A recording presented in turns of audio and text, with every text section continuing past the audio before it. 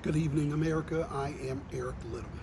It is the 13th day of August 2020, National Left-Handers Day. So have fun, you southpaws out there.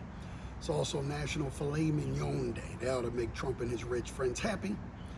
There are 82 days to the presidential election and 55 days until the vice presidential debate.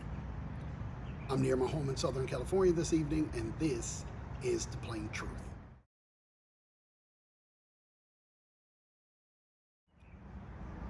So as I said, there are 82 days to the general election. We live in a country, and I tell my kids this all the time, I feel sorry for you because you live in a very stupid country. There's so much abject stupidity here, it is incredible.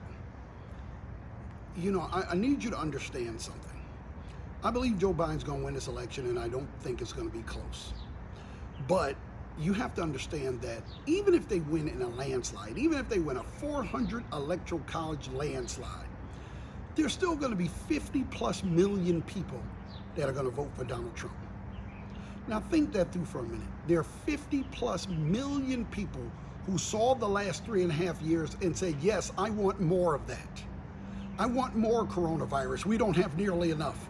We need more unemployment. We need more kids in cages. We need more lies from our president. There are people that looked at the last 3.5 years and said, yes, I would like more of that, please. I would like more lack of respect from around the world. You know, there are billboards all around Europe now that say all Americans must be accompanied by an adult. Yeah, we need much more of that. You know, when I say abject stupidity, there's a guy, sheriff in Florida, Billy something, I can't even think of it right now, who is he's doing the opposite of mandating masks. He says all his sheriffs and the people that work in the building are not allowed to wear masks. Not optional, not we discourage it, not allowed, like you'll get fired if you wear a mask. His rationale is, well, the scientists can't agree. Some people say wear, some people say don't wear. Okay, that's not true. But even if it was, wouldn't the smart thing to do be to wear the mask if you're unsure? What harm is there in wearing a mask? Right? The choices are maybe wear a mask and you didn't need to, so you look silly for a few months, or not wearing a mask, turns out you did need to, and you die. Doesn't seem like much of a choice. Again, abject stupidity. Mike Pence, you know, like I said, people want more of this. Mike Pence yesterday said the most dishonest thing I've ever heard. And this is including all the Donald Trump statements. He said they created more jobs in the last 2 months than Obama and Biden did in 8 years. Okay, so you mishandle the coronavirus. You lose 33 million jobs. You get half of them back and say, look at the jobs we created. That'd be like wanting the key to the city for putting out a fire that you started. Abject stupidity. We're going to have to deal with these people long after Trump is gone. It's going to take us years. It took us 48 years to shove all these racists and xenophobes and homophobes into the closet from 1968 until 2016, and Trump just let them all out. So now we got to spend the next 5 decades shoving them back into the closet. Abject stupidity.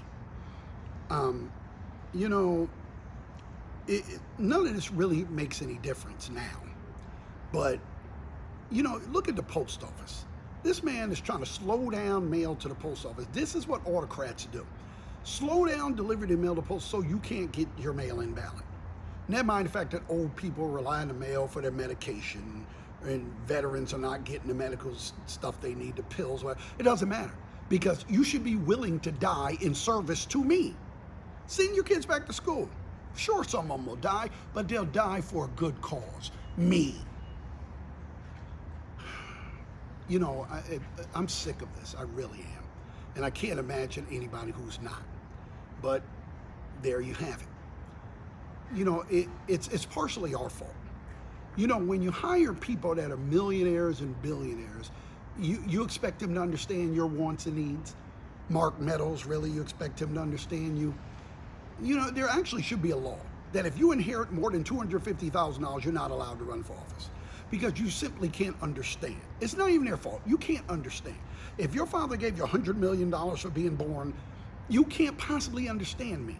You can't understand what is the food stamp syndicate going for right now. How do kids have to go to school and carry their books through gangland and still try to get a quality education with failing school? How do you understand that? You can't. They say, well, the coronavirus isn't that bad. Yeah, because you're living in your mansion having all your food delivered. You don't drive a bus where people are getting on and off every single minute. You're not on the front lines as a nurse. You're not working at the grocery store where people that sometimes are homeless coming in trying to get a loaf of bread or whatever. Yeah, it's fine for you. That part is our fault. We have got to stop hiring people who are billionaires at birth. And that is the plain truth, as I see it. And I am Eric Little.